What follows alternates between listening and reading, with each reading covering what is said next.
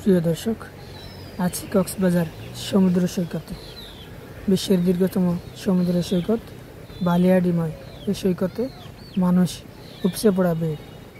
দেখতে পাচ্ছেন সাগরের ঢেউয়ের গর্জন এবং বিকেলবেলা মানুষের কী পরিমাণ আনাগোনা বা কী পরিমাণ এসেছে সেটি আপনারা দেখতে পাচ্ছেন।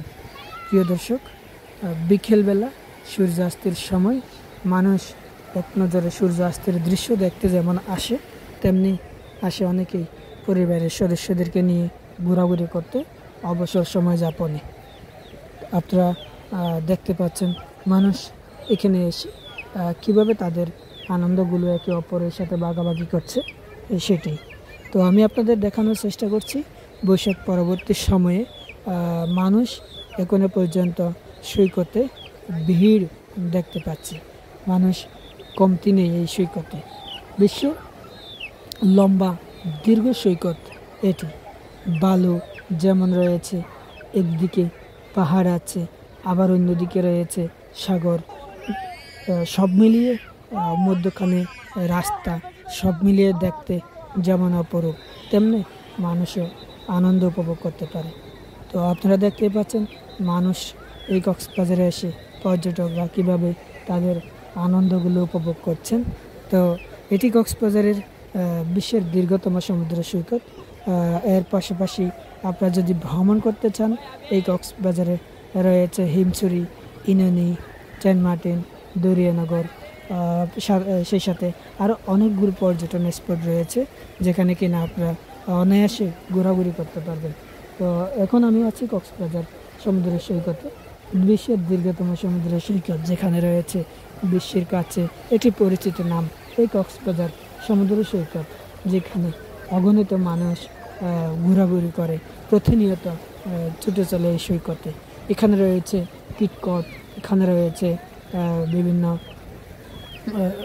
ঘোড়ার রাইডস বা জেটস্কি, সেই সাথে অনেকগুলোই রাইডস এই কক্সবাজার সমুদ্র সৈকতে এসে উপভোগ করার সুযোগ রয়েছে।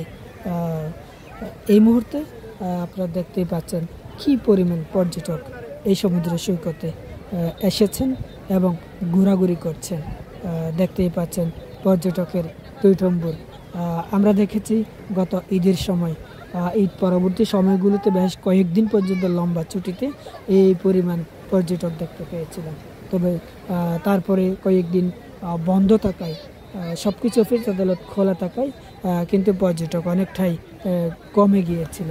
আবার নতুন করে পহেলা বৈশাখের 1 তারিখ থেকে নতুন করে আবারও কয়েকদিন ছুটি রয়েছে। সেই ছুটিতে আবারও পর্যটকে যেন টইটম্বুর কক্সবাজারে। তবে ঈদের মৌসুমের যে পর্যটক এসেছিল সেই তুলনায় অনেকটাই কম এইবার, কারণ এইবারে লম্বা ছুটি না থাকায় পর্যটকরা যেন ঘর থেকে বের হয়নি। তবে বিকেলবেলা কক্সবাজার সমুদ্র সৈকতে অসংখ্য পর্যটক থাকে।